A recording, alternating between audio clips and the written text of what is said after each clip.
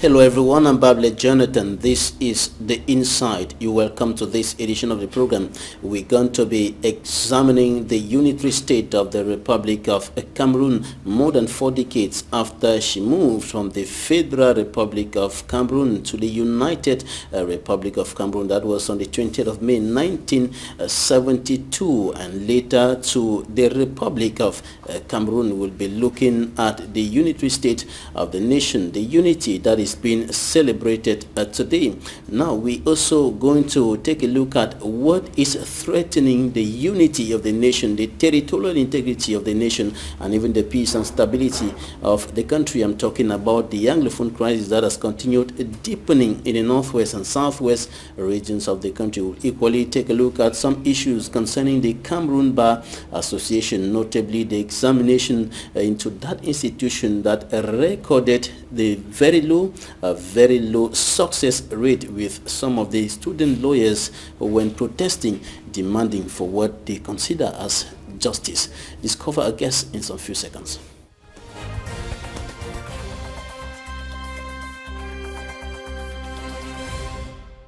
Our guest in this edition of the program is Barrister Henry GAMSEY KEMENDE of the Social Democratic Front SDF political party. He is a member of the Cameroon's Upper House of Parliament. He is a senator. You're welcome to the program, sir. Thank you, Mr. Fabila. Now, more than 4 decades have elapsed since Cameroon moved from the Federal Republic to the United Republic and then later to the Republic of Cameroon. What's your take on the unitary state of the nation today, which is under the threat of the Anglophone crisis? Well, if you ask me about the state of the unitary state of our country, I would say it's in the hospital. I could say it's actually threatened, and we need to give it a special diagnosis in order to come out of the present crisis. In fact, if you ask my opinion personally, I would say on 20th May, suppose we insist on celebrating it. If that celebration is actually anything to go by, I will propose that the flag of this country should fly at half mast, because on daily basis Cameroonians are dying in the Anglophone and in English-speaking regions of this country. Now, what do you mean by the unitary state of Cameroon is in the hospital? What I mean by it being in the hospital is that it is sick. Our unity state is actually at a crossroad. I can't really say we can actually do all the slogans, unity state. You can talk about the united and all one not integration. But then the truth about it is that it is far more than just being a slogan.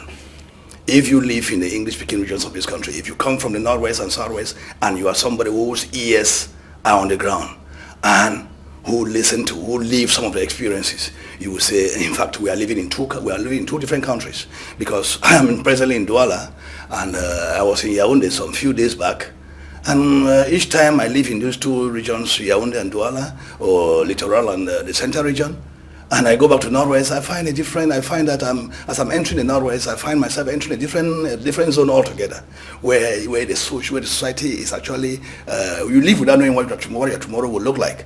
So what I'm saying is, if you are in Douala, you don't feel anything, you don't feel that anything is wrong with the country. If you are in Yaoundé, you don't feel that anything is wrong with the country, but get to Southwest, get to the Northwest, you will know that this country, we are living two in one. You might have even seen the governor of the Southwest going to install the SGO at certain places. He's wearing bulletproof.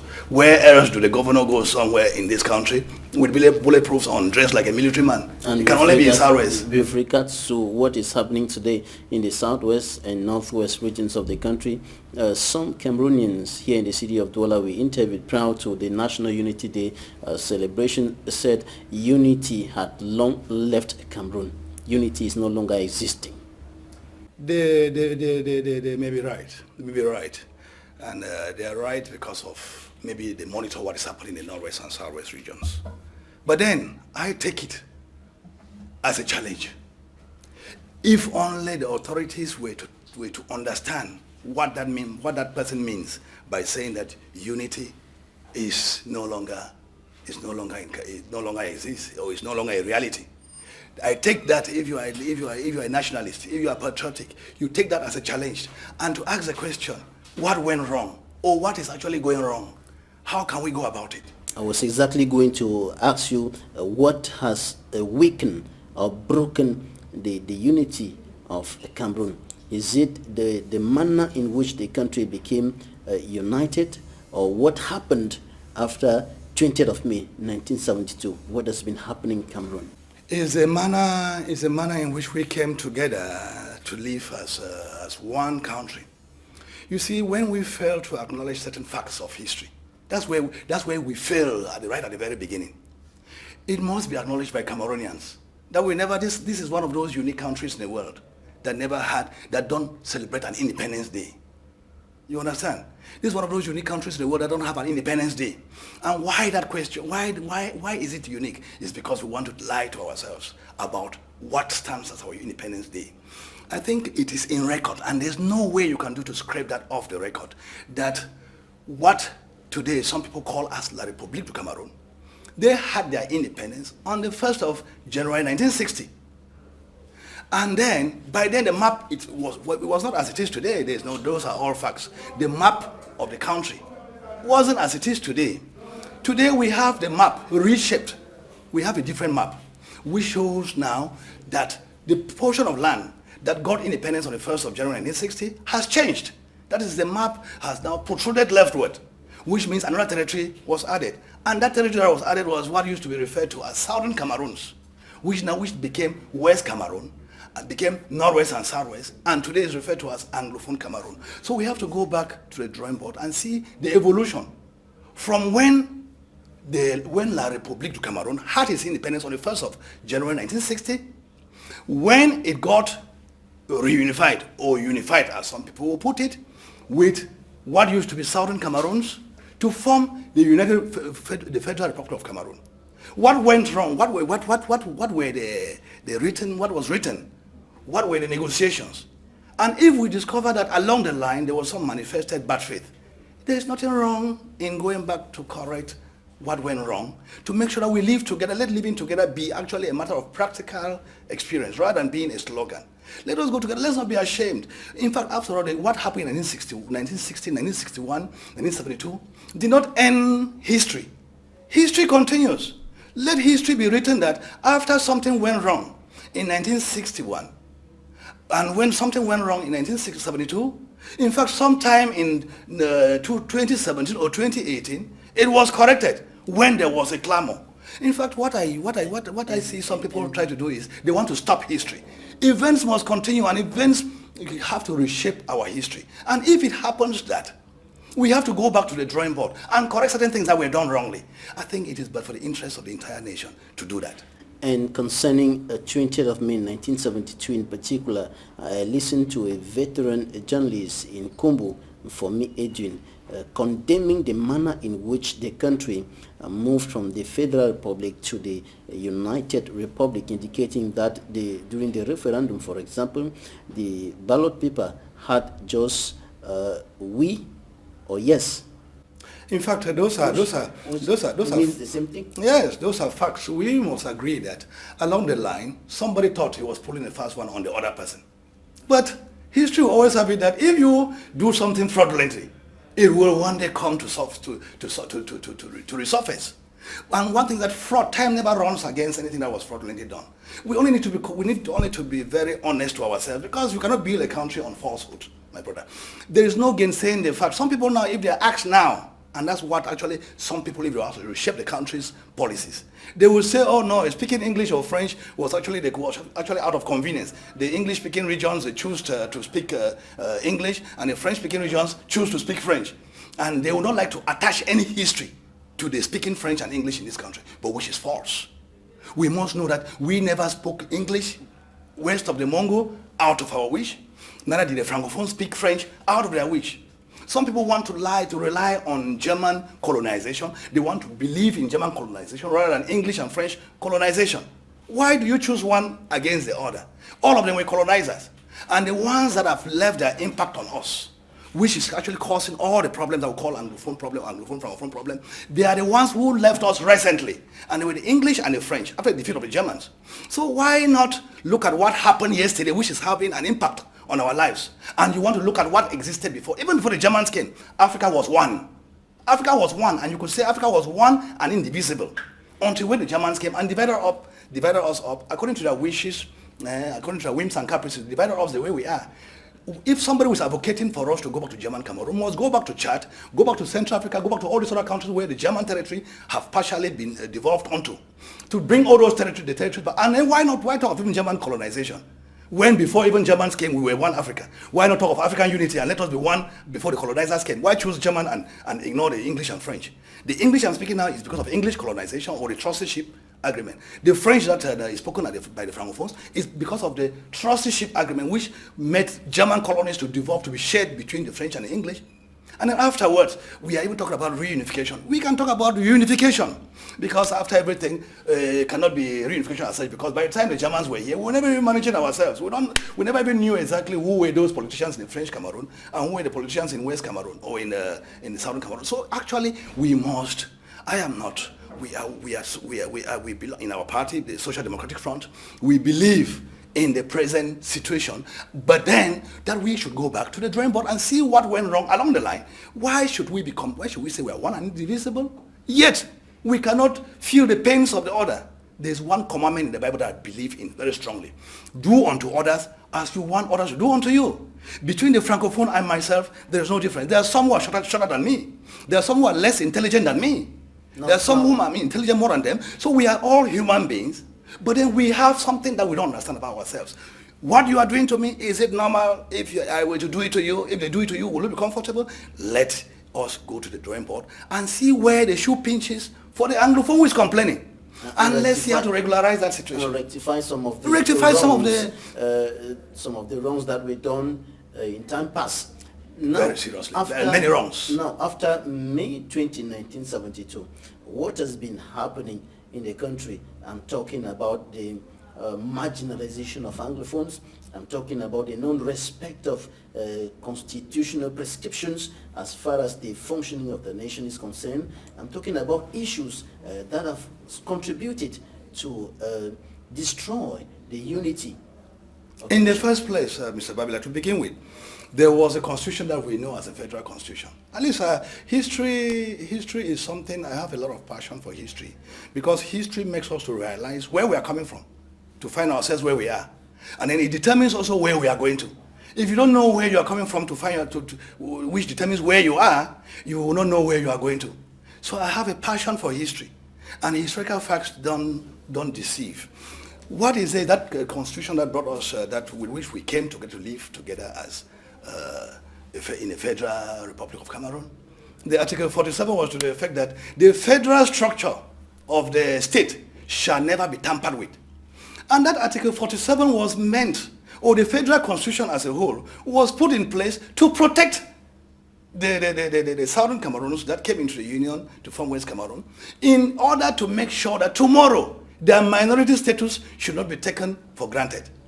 Because it was not an issue of minority majority at the time that we came together. That's why there were two states. They never said the state of East Cameroon was supposed to be called a super state because it had many persons, or the land mass was bigger, and the state of West Cameroon was to become an inferior state because it had a very small land mass, or the number of persons living there. It was meant to protect. That's why the federation was all about. And then when in 1972 it was being tampered with, instead of consulting the people whom the federal constitution was intended to protect, they instead consulted the whole nation in the National Assembly, or in that famous referendum, which turned out, it is better. It is, as a lawyer, I would see that as injustice, because taking the majority to vote with a minority over a minority question, because I consider the federation issue to have been a minority issue to safeguard the interests of the minority. So to have actually taken it now to a larger sphere where there will be an obvious majority to vote for, that has been told already to vote for it, it was actually downplaying on the minority right of the West Cameroonians, of the Anglophones. So in fact that is where something went wrong. And then, yes, you were about to say something? Do you consider that as a preparation for what is happening today in Cameroon? It was were they preparing the ground to... In fact, it has been moved. If you study the history, I don't want to, when you get to this issue, as some other speakers, some other interveners in this program have spoken. If you get into the nitty-gritties of how it has been evolving from the federation into unitary state to La Republic, to Cameroon that we are in now, or to the Republic of Cameroon that we are in now, you will discover that there was some sort of something that was put in place to be unfolded logically. Prepared assimilation.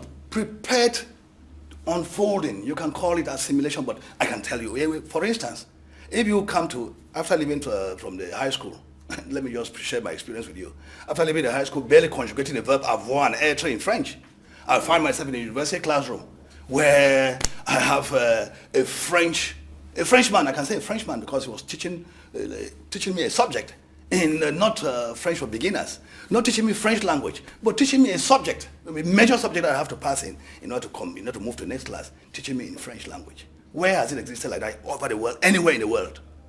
In every country, even in Germany, in England, France, when you are a non-speaker of that language, you come to undertake a course in that particular language, you are, first of all, given a language course, and you are put through a language proficiency test, and they see that your language power is such that you can learn your threat in that language before they now put you in a classroom to be taught in that language. But in Cameroon, we had a bizarre situation whereby you come to a university. It happened to both Francophones and Anglophones. Whether it happened to the Francophones or to the Anglophones, I say it was wrong. Whosoever conceived that policy to put in one class, Francophones and Anglophones, without measuring their level of understanding French or English and teaching them a language which causes embarrassment on the other party, the person conceived that policy with a hidden agenda and negatively for the nation. No. And then you also have another scenario. Let me just unfold to you, bring to you all the scenarios. There was one time, we have the Polytechnic in Yaoundé. Polytechnic existed for how long? For many decades. As a French, purely Francophone institution. No Anglophone could dare step leg into that place. But yet it was sponsored, it was built, it was being sponsored or run from the taxpayers' money. That's taxpayers, both Anglophones and Francophones. But then the institution was only meant for Francophones. What do you have in mind when it comes to that? And everything, syllabus in that school, even to write an entrance examination and pass you into it, they consider by the Francophone syllabus to the advanced level. The Anglophone syllabus was never considered. Neither was anybody to even mark and even teach in that school in English. And those are some of the elements. There are many of them. And in teaching the worst of it, what I came to learn, before even the creation of the Technical Teachers Training College in Bambili, the Higher Technical Teachers Training College in Bambili. We only had one Technical Teachers Training College, except in Douala here, that used to train teachers, Anglophones and Francophone teachers, to go and teach Anglophone students. And they were taught in French. A trained teacher, is taught a subject in French to go back and teach in English. It's a normal. Where does it exist that way? That is why, and they will tell us tomorrow we don't have French, we don't have English teachers in the technical department. They will tell us tomorrow when Polytechnic was only meant for the Francophones for years, for decades. Then they will tell us tomorrow we don't have technical students.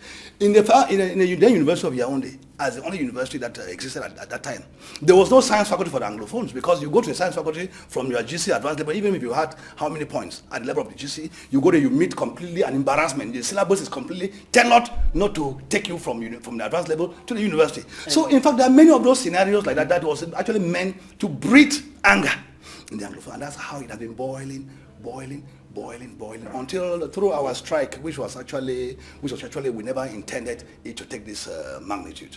But through our strike, and some have said this marginalization in all sectors of national life, all sectors, has been like a time bomb that was being prepared, and it has today exploded to what we are experiencing today in the northwest and southwest regions of the country. And today, government authorities are striving to step up or enhance and preserve the unitary state of the nation with some actions like the creation of the National Commission on Bilingualism and Multiculturalism.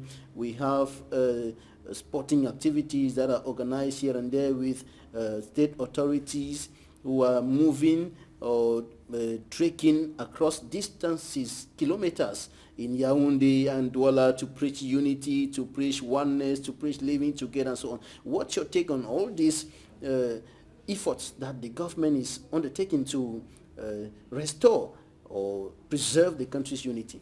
It's laudable. It's laudable, but much of it is sloganeering. Much of it is in the slogan form. We expect concrete actions on the ground. Concrete actions like? Concrete actions. Let's say, for instance, if the government were to be wise, as I'm of the opposition SEF, if the government were to be wise and want to live for the betterment of the Cameroonians, wants to stay there for long, they would have been listening to the opposition. Listen to what the opposition is saying, take their ideas, implement them. If they are good, just let them just pass one test. Good and bad. If it is good, take it. Nobody will blame you for taking something which is good because it's an ideology. If you never knew of it. But if you knew of it, that is something which is good compared to what is existing, take the idea as being good, implement it. Would that not be killing the opposition indirectly? We have been complaining year in, year out in the Social Democratic Forum about the transparency at the polls. The chairman of the party, His Excellency John Fundi, has written several times. They have made written memos. They have even proposed programs. There's an economic salvation program proposed by NESPRO, and there is everything about elections and monitoring. We are human beings. There is no way by which you can do biometric registration partially. Do it completely and see it through. The way it obtains in country A will obtain in country B in the same manner. And you define the rules. Let the rules show transparency. Wherever there's an obstacle along the way, let us learn how to overcome those obstacles. Let us not make laws that instead take into consideration what could be obstacles. Let's make laws that will meet obstacles on the way. And at that moment, we look on ways to overcome the obstacle towards the implementation of that law, which we consider good. That is what we need to do. Transparency at the polls. Look at even the election that we recently conducted. Which is cheaper if the country has been crying of poverty in not to conduct it? Why not make single ballot? That's something which the SDF has been clamoring on for the past how many decades? Single ballot. Double round presidential elections. Because somebody, as it stands, if they have about 100 presidential candidates, with 5%, somebody can be the ruler of this country, can be the president of this country, which is absurd. You don't find that anywhere in the world. The problem of legitimacy. Legitimacy, but he will tell you that it's legal because the constitution provides so, because he has majority of 5%, and he will rule the country, but which is actually unjust, undemocratic, and actually it is not moving our democracy further as long as we claim to be practicing advanced democracy. Single ballot is something which is meant to be cost effective. Instead of making 1, 2, 3, 4, 5, 10 ballot papers, which is costly for the nation, make one so that somebody just thumbprints on the space provided for that. And the issue of coming out with ballot papers, which is an electoral malpractice contained in the law, that you come out with the other voters, the voter cards that you have not voted, you come and show and you're given monies. It has been brought to the knowledge of the authorities. What are you doing about it? Instead of learning how to go about this proposal of a single ballot, they consider it as burning too low to accept that. But meanwhile, it's a good proposal, and it's applied elsewhere. It has been applied even by the SDF in its own local election. The unitary state of Cameroon is today threatened more than ever before by the socio-political impasse hitting the two Anglophone regions of Cameroon for more than 2 years today. The situation has continued deepening. Senator KEMENDE, you live in the northwest region of the country. What's your take on what is happening today, notably the new twist with the killings and of course the abductions that have been occurring today in the two Anglophone regions of the country? In fact, my take on that is that of disappointment. Disappointment that we used to envy ourselves. We're very, very jealous of the peace, of being an island of peace in a turbulent waters. But what I am now seeing is that what obtained elsewhere has met us very, very abruptly, and we never expected that. And I've seen how a country glides gradually into a civil war situation. In fact, as one of our famous artists, Fuakom from Norwest and Boyo particularly, has put it, les choses qui arrivent aux autres commencent déjà m'arriver. That actually what we used to see at other people's portion is arriving to us, and that's why in Libya, Central Africa, Ethiopia, everywhere, so that we have seen it arriving, and I can actually give a narration of what it takes, the stages it takes, how dialogue fails, and we glide into a civil war situation. What we are having now is It's actually a civil war or an undeclared civil war, because some people say we are not really in a war, a regular war situation. But what is happening? We are living in a wartime situation. And in that war situation, I can say it is unfortunate for the common man, because they are caught between the hammer and the nail. You see, and we thought, I will keep saying it, we are of the opposition. I'm of the opposition Social Democratic Front. We don't need to have romance with the government over some of the mishaps that are going on. We are duty bound to screen on the government action in handling the crisis. And I would rather say the government, as far as their interventions towards fighting the Amber Boys, as they are called, is actually the most irregular. I would say before they come to look for to fish the Amber Boys in any particular locality, as a government, which interest is to protect the population, because the population is supreme, there would have been a signal as to what is going to happen and where actions will be taken to preserve the population, because that is the golden egg that is laying the goose that is laying the golden egg. You get to the point. You get the point. It's the population represent the hen that is laying a golden egg, and the golden egg is what is used to fuel the war on the part of the government, because the taxes that we pay indirectly contribute in buying the arms which are supposed to be used to bring order to bear. Then, if you know how long it takes to bring up an individual, to bring up a human being to maturity as you and I we are, it takes, by the time a human being matures, to about 20 years, to about 35 years, 30 years. In fact, much resources have been put in him. And then there have been a lot of sacrifices. And then it's a tax industry for the government. So the more you destroy them, the more you are destroying the state. So everything would have been... And many have died. Many have died. Civilians and military. Our military, they were not meant to fight a war that I consider stupid like this. And the Ministry of Defense has acknowledged what the Catholic bishops called in a release issued on Tuesday, monstrous, inhumane, and violent acts of the military after a video went viral. It is unfortunate. It is unfortunate. Showing some elements of the national armed I even cry. Torturing. I even feel for my country, because after every situation, after every war, should we even describe this situation as a war situation? After it will only end on the dialogue table. It will only end with a peace treaty, with a peace something to take home as a peaceful measure to come to stop the war. No war has ever gone ad infinitum. But then you ask yourself, how will it end, and when it ends? Are we going to have a Peace and Reconciliation Commission as we had in South Africa? If that, because the atmosphere now created, that Peace and Reconciliation Commission may be a very difficult thing to manage, like it happened in South Africa. And talking about how it will end today, the thousands, the United Nations indicate that there are 160,000 Southern Cameroonians who are now refugees in neighboring Nigeria. There are hundreds who are displaced. Mr. Babila, what is intriguing? Are we moving towards the end or towards an explosion of time? What is intriguing, Mr. Babila, with your permission, what is intriguing is the fact that the government media doesn't carry out any news, apart from your television, which I must congratulate for doing some on-the-field coverage. We even know that when there is even war, journalists of the national media, of the state media, are allowed to cover and give a report to Cameroonians what is happening in the war front. It is really unfortunate that the coverage of the war or coverage of this reprisal on the Amber Boys is actually not covered by the national media, by the state media that is supposed to inform the Cameroonian people of whether that war we are really succeeding or we are failing. We even think that, in fact, we are supposed to have even a special session of the the parliament, that is the chamber, as we say, bringing the National Assembly together with the Senate, for us to have a working session with the Minister of Defense, for us to have minute by minute account of how the war that was declared on the separatists is going on. Are we winning? Are we making gains?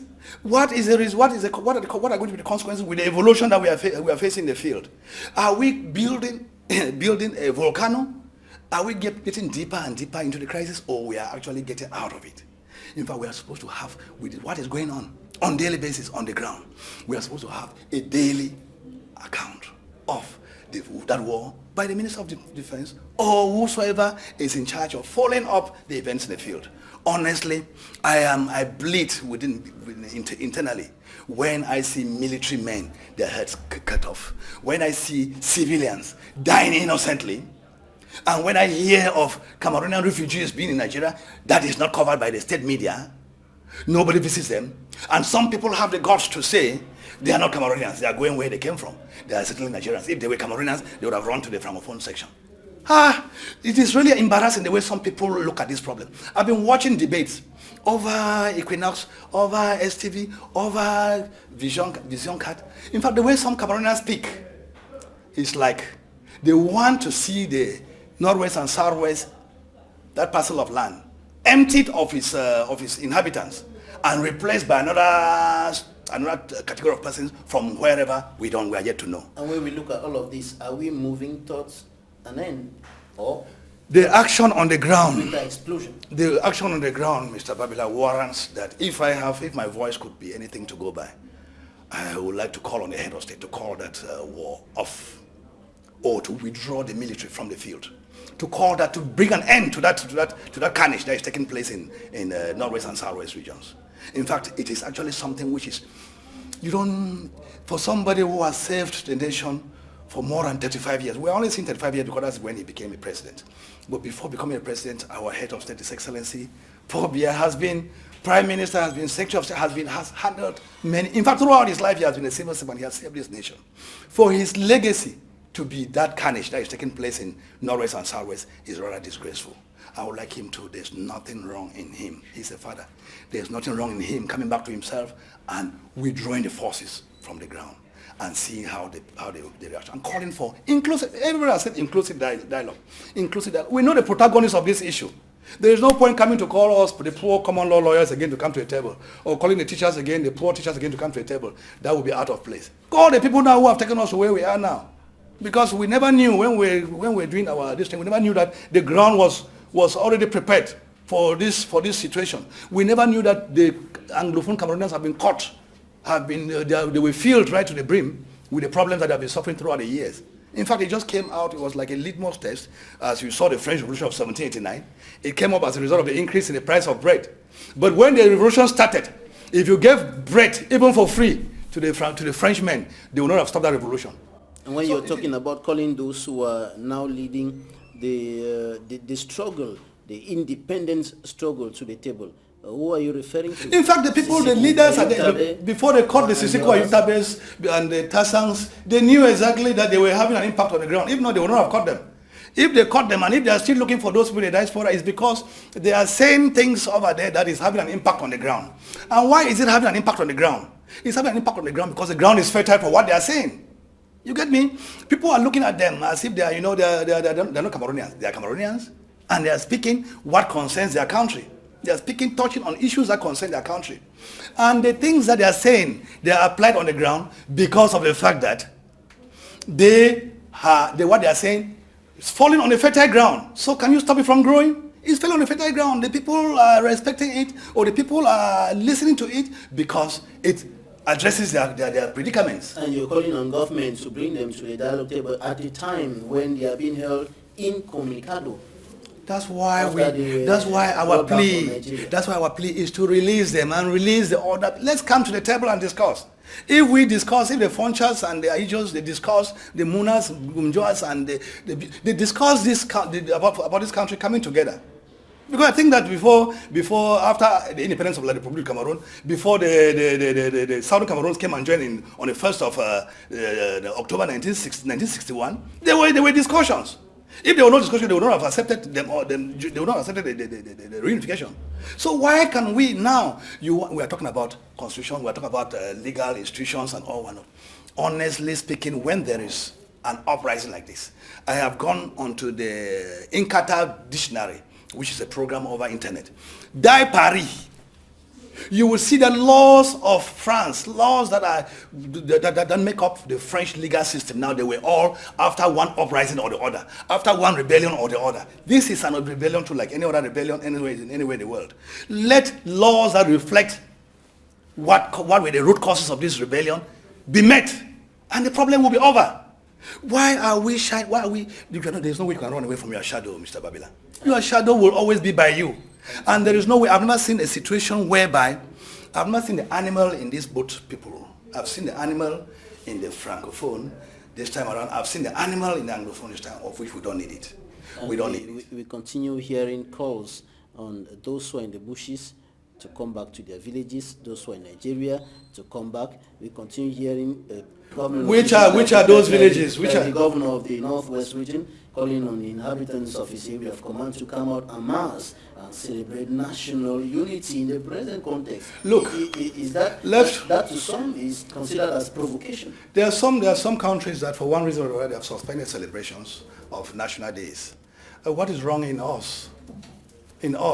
Instead of pretending, what is wrong in us suspending, even on a national day, what is wrong in us convening a conference whereby we can sit together and discuss this issue? That's a national day event, because our unity is at stake. Our unity is threatened.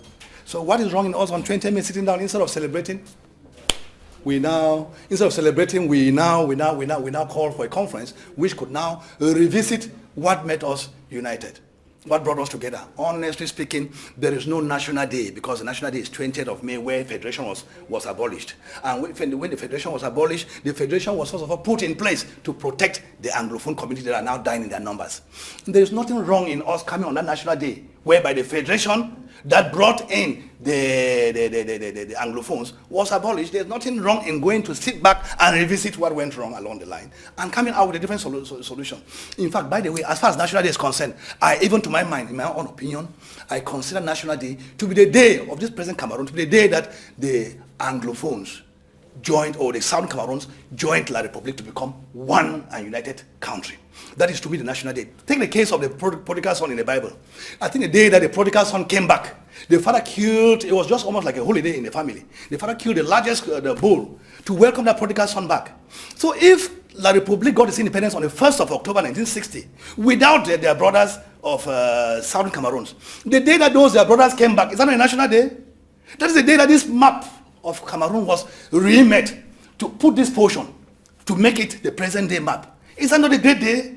Are you saying that instead of going to the 20th May Avenue, the Valley Biseke ceremonial ground, the Commercial Avenue ceremonial ground, and of course in other parts of the country to parade, to celebrate national unity, to sing and demonstrate military force, we should have instead organized conferences and bring people together to seek the solution to the current impasse? And bring people together on that 20th May and decide on even a different national day, because I consider that national day of this country, if the unity of this country is anything to go by, the national day that we should be celebrating is when part of this country, part of this national territory, joined hitherto La Republique of Cameroon to become one Federal Republic of Cameroon. And that is the 1st of October. We should celebrate for that day. We even need to come back and revisit, because the celebration of 20th May, to some of us intellectuals, is provocative. Because 20th May was the day that the federation was abolished, and the federation was put in place to protect the minority Southern Cameroons, or the minority West Cameroon. That's the day that the federation was abolished, and you call on us to celebrate even during crisis. I think that is actually a misplaced priority. To my humble mind, that is my opinion, and I stand firm to it. The day that this map of this country changed to what it is today is a very important day in the history of this country. The day that the peoples of this country became the peoples of former West Cameroon and the peoples of former East Cameroon, that is the day that the Cameroon map was built to what it is today. That's a national day. Because if not, you cannot celebrate, because no national day has any meaning apart from the day that this map of this country was formed to what it is today. Organizing such a conference on such a day to look at the issues that are afflicting the peace and unity of the country today, will that solve any problem when we look at how far the crisis has deteriorated, how far it has escalated to? Well, people who have died, should I say, on both sides, gendarmes, military, and the innocent population. In fact, I would say peace May their souls rest in peace. That is actually they are gone. But our concern now should be the people who are alive. Have those people died for nothing? Was it just because the people who have died, the military, the Southern Cameroonians who have died, and they have died for a cause. They have died fighting for this national unity, fighting for how to better preserve this national unity. And it is because they were not heard that we went to this. That was not. Some people say that is not the best solution, but when people are pushed to the wall, I've seen how wars come about. We have seen it, how it moved from one state to the other in this country, and we can only say, may the souls of those who have departed rest in peace. But the way forward remains the most important. We can sit back, and once we are discussing, we will learn not to count corpses. And that is the way a nation is built. Before this Cameroon was built to be what it is today, people died. And the people who died, we don't have to desecrate, or we don't have to look low on them. We instead have to glorify them by doing what is right now. And the bishops of Cameroon, in a distress call, said it is time for mediation. It is time for mediation. In fact, it is good because people are calling. They are seeing the action on the ground. How many persons do we need to kill?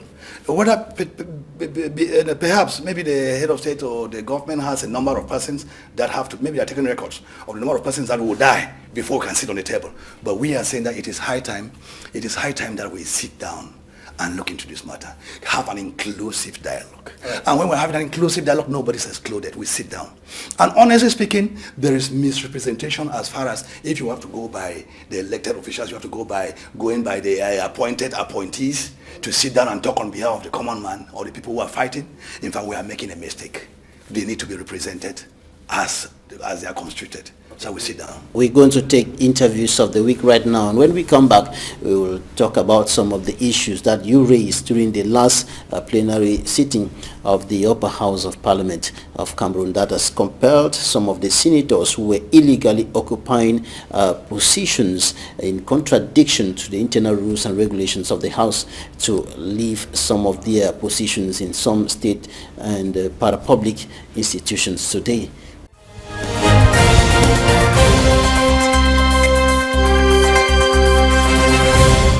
There's no unity in the country. Killing our brothers, raping our girls all around, burning all the houses in the villages. There's nothing like unity. First, Cameroon was a united country, but now we are not united. Because I cannot say that we are united when my mother is sleeping in the forest, and I'm here, I say that we are united. We are not united. I think we are not really united because as Cameroonians, we have problems here in Cameroon. Like for example, in the north and southwest, people are fighting, soldiers are killing civilians, civilians are fighting against soldiers, so I don't think we are really united. That's my opinion. I know that Cameroon is united, but people have their differences. We have come out to work. Show true sport that we are united, that even though we are from diverse backgrounds, even though we are coming out from the different 10 regions of the country, we are all one. We are all Cameroonians. Our education west of the Mungo is affected. We west of the Mungo are really down there and begging God to send down his angels to come and intervene for all what is happening to us. Every year we are taking school fees that are paid, and we pay teachers with that, we run the administration and everything, the children feed from that and so on. So when there are few children and not all of them are paying the schools, we cannot tell teachers that we pay them salaries when there's no money. Those things are collapsing because the source, which is the school fees, is not there. And so if it's not there, we just simply beg them that we pay them a fraction only, hoping that good days will come if the crisis go off. If the crisis are off, we know that the parents will send the children back to school.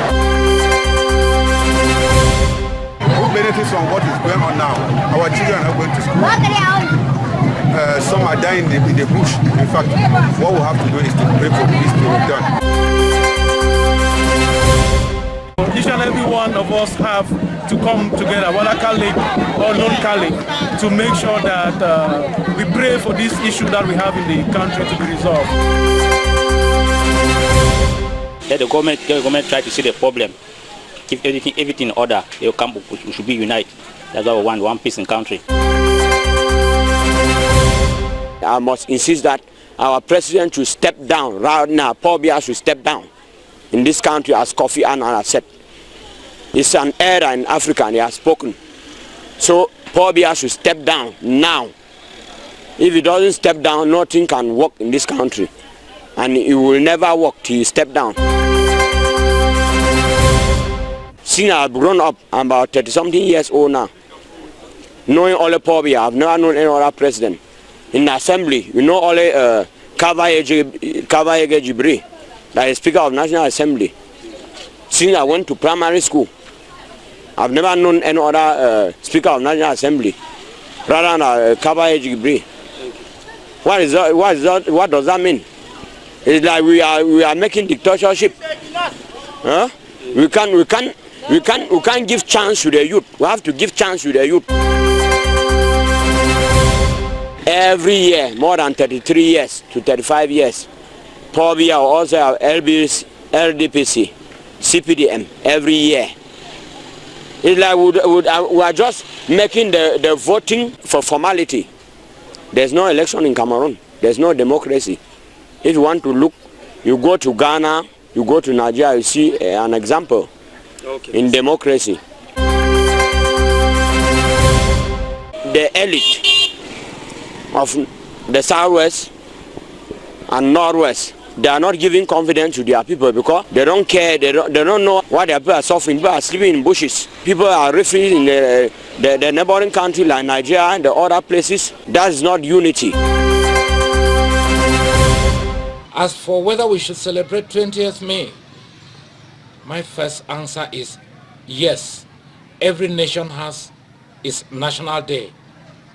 But in the context of the political history of this country, Cameroon, I would doubt very much whether there is any reason at all celebrating 20th May. Our history is clear. We had a federation on May 20, 1972, through a referendum that is qualified as, I think, I don't want to use a word that might be embarrassing, but I think, to make things short, it was a declaration of the enslavement of a particular people, particular region of this country called Southern Cameroon.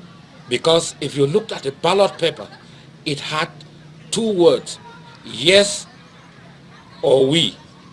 What is the difference between yes or we? So the people are angry. I will also thank the population that are mobilizing. I would like them to mobilize so that this year and more than last year, the year before, we celebrate successfully the National Day here. They shouldn't listen to those that are trying to destabilize them. Cameroon is united, Cameroon is one. The outcry is true, it's genuine, there are problems, there is no perfection. There is a process which needs to be ameliorated. We are working towards the amelioration of elections in Cameroon. There is no situation where there is total perfection. It's a process, we are working towards it. We left from Minat to Inu, and now we are in the Lekam. So we are moving forward. This forum is to permit us to have a better eye view of all the problems that political stakeholders put forward, because it's a system of participation, dialogue from both sides. This participatory dialogue can be viewed as a prevention mechanism, because as I said, 25% of elections in Africa are violent. So if we can have the opportunity to sit together, ELECAM, political parties, representative of administration, civil society, media, and talk about the forces, the strengths, and the weaknesses of our electoral process and see the way we can improve it, I think it is a major step. We have been working before, in December, we supported the first meeting in Yaoundé, and during this meeting emerged several recommendations. Because if you want to organize a fair, transparent, and effective election, you need to work before, during, and after. There was a time that Chomba had forest, and when we had forest, we had all kinds of animals. For your information, a leopard was caught in this village some years back, but nowadays you cannot find a leopard anywhere in Chomba because the forest has gone. Nowadays you cannot find even the simple antelopes and the deers, even the grass cutters, because the forests are gone. Afforestation will certainly bring back some of these animals. We would have been creating a natural, the usual habitat for wildlife and all species of animals. Congratulations on your award to all of you. I want to make sure that next year you will be the best of the best. Female journalists, be like this female journalist, American journalist called Christiana Mampo. And she used to work very hard.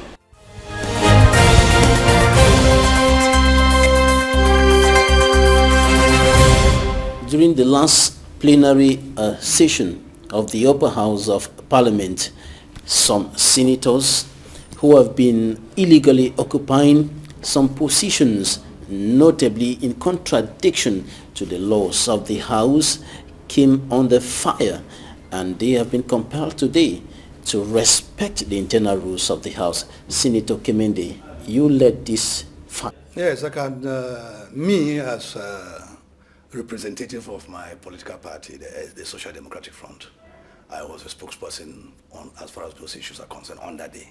And I want to make Cameroonians to understand that whatever thing I said there, I said on behalf of the Social Democratic Front. And whatever any member of us in the Senate is going to say subsequent to this interview I'm granting here today will be for the Social Democratic Front and the Cameroonian nation. What prompted you to take such strong action? In fact, Mr. Babila, by the time I took that action, I never knew that the action was going to be acclaimed or was going to be described as a strong action. I just did what was my job to do, and what it was a job of the opposition party, Social Democratic Front, that we represent in the House, is supposed to do. In fact, for the past legislative mandate, these same people who have, whom I can describe as dualists, some people I can even say not dualists, but they even hold, because they even hold even 3 offices. I don't know how I can describe that. So there are some of them who even hold 3 offices that make them, put them in a position of incompatibility. You put your finger on the particular case of the eldest member. Yes, because of that, at that particular moment, we had the eldest member of the House who found himself in that situation of incompatibility, and I considered it a desecration of that office of interim president for him to address that August assembly in that situation of incompatibility. In fact, by dint of the fact that he was the dean of that session, or of the House at that particular moment, and the fact that being the dean of that House, he had to be the president of that session, that made his own incompatibility case to be considered as a matter of priority, without which he will preside over if we allowed it to be decided upon in committees later on.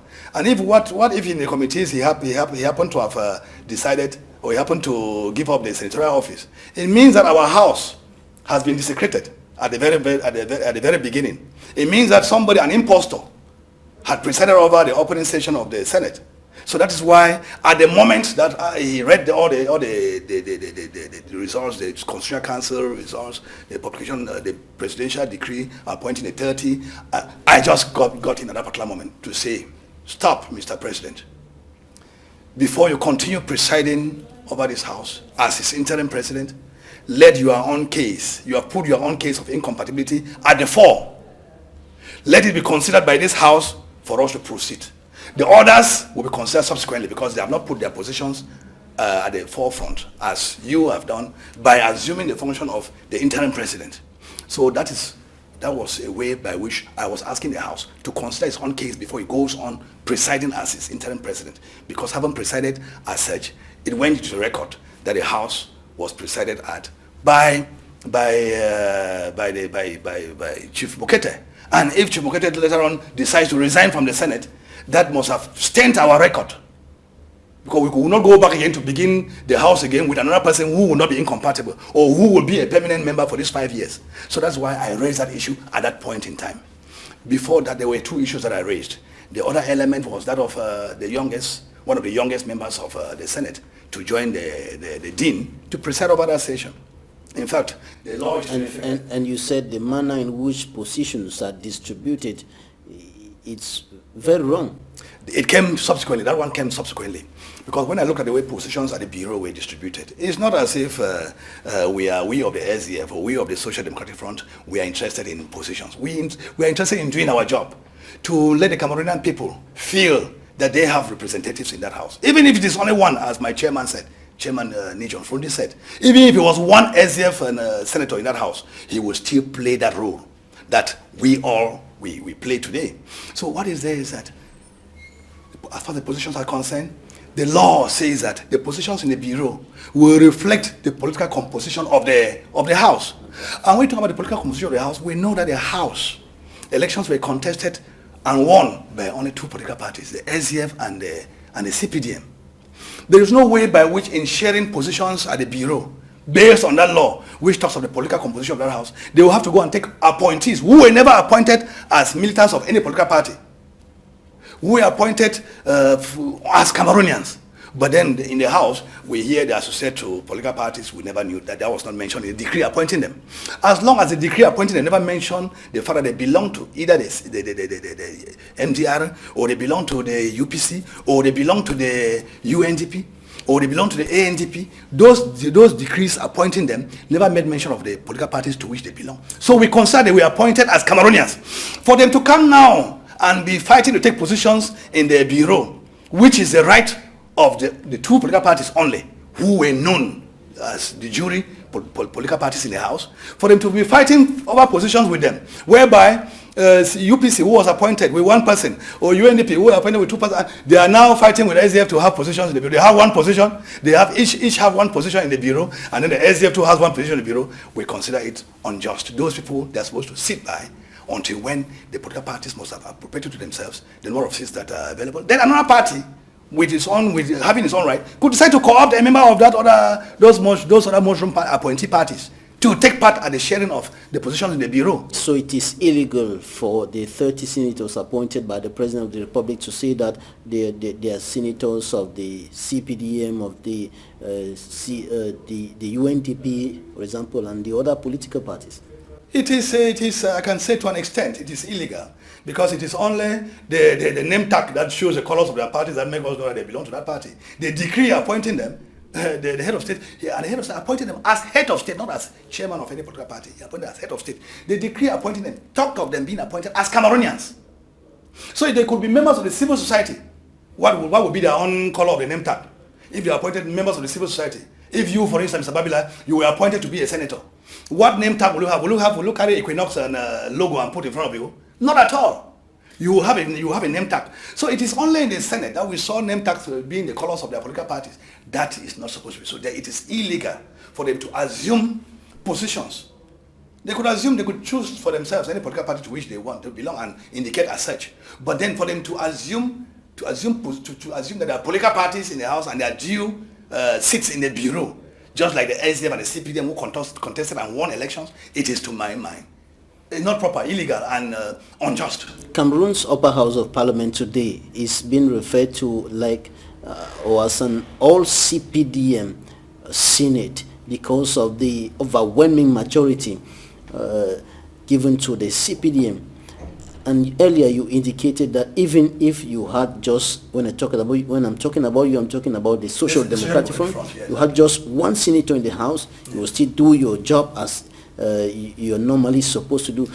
Today you have 7 senators in the upper house of parliament, and you have no parliamentary group, because for a party to have a parliamentary group it must have at least 10 senators.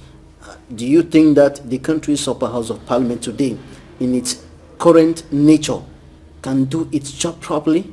It will do its job. As my chairman said, one person, they call us 7 mosquitoes. But you know, 7 mosquitoes are just too many to keep a whole household and not sleepless for a whole night. 7 senators, they call us 7 mosquitoes, but we are going to be more than, we are going to do a job of all the Cameroonians. Because what I know about the Social Democratic Front is that the Social Democratic Front, in all their acts, even when they act under party discipline, they represent the conscience of the population. So even if it was going to be one senator in that upper house, what he will say will represent the consciences of all the Cameroonians put together. For that I can tell you that the Social Democratic Front has always posed acts, even though the chairman's house was attacked. But I will say, so people who don't know what the chairman has done for this nation and what he continues to do. What he keeps saying is that let the wheel of the car, you cannot have a destination like Yaoundé from Douala where I am, and then you will just have, you just suffer a leakage on your tire whereby the air is coming out and you decide to stay on the same spot. Let the wheel keep turning as long as we are moving towards Yaoundé. Let the wheel keep turning until when we shall get the tire flat. This is one of the rare moments in which we have seen a minority like the Social Democratic Front in the Senate today pushing through an opinion and making a significant impact. I'm talking about compelling all those senators who were illegally occupying or accumulating positions to resign, to let down one of the positions that... I will want to follow up there, Mr. Bella, to tell you that until they appoint people to those offices, we will consider they are still keeping those offices. They have resigned, but we have heard not so long ago that one of them still took part at the board meeting under the guise that, well, we know that there's no vacuum in administration, but we were calling on the head of state to appoint people to those offices as fast as possible, because the next thing is that they will still be reproached for acting not honorably, for acting dishonorably by going to assume those offices from which they have resigned. That will be actually, they are desecrating their senatorial offices by leaving us there, telling us that they have resigned, and we are hearing again the next day that they are presiding over those boards from where they have resigned. So the only way by which we can put a stop to that and to show that the government is serious is to appoint, Cameroonians are not finished, is to appoint people into those offices. That is what we are clamoring for. And in fact, thank God that issue never called for it to be implemented by the head of state, never called for voting. Because if it was voting, the voting would have been overwhelmingly against us. And I was exactly coming to that. Any issue that concerns voting in the upper house of parliament today, the voice of the opposition will be practically silent, because the overwhelming majority of the CPDM will simply validate. And I can tell you without mincing words, that we will make sure that we will not hurry to issues of voting, particularly when they are topical issues. We will put the house, upper house, to test as to whether between what is being proposed and what we are proposing, which is better in terms of serving the better majority of the Cameroonian population, which one has positive impact on the Cameroonian society. That is what we should be out for. We should be, is it, and then what does the law say?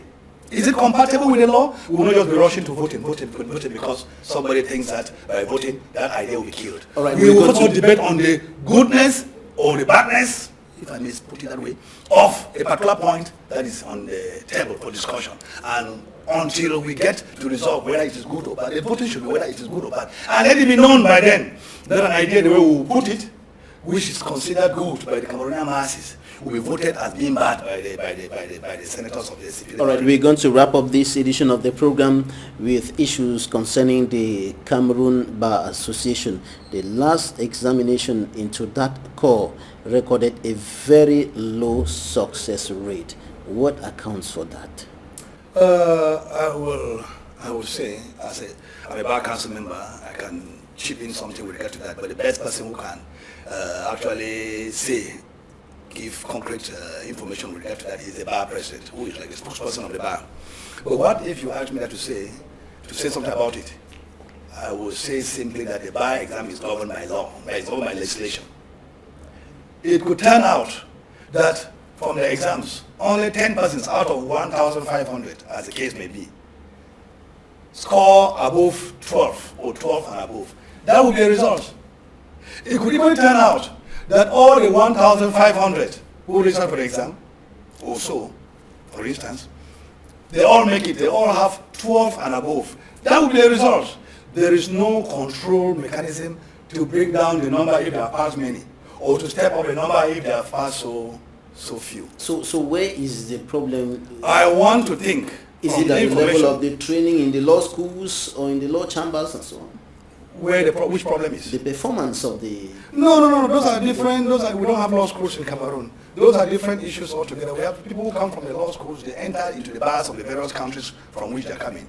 And then they come here and apply for admission as members, Cameroonian citizens of different bars who want to come back home and practice. That's how we admit them here. But as far as the Cameroonian training is concerned, it's supposed to be for 2 years. The training in the faculties of law at the University of Yaoundé too in Boya and so on. I can say it is written as a competitive examination, though without a particular number of seats for absorption.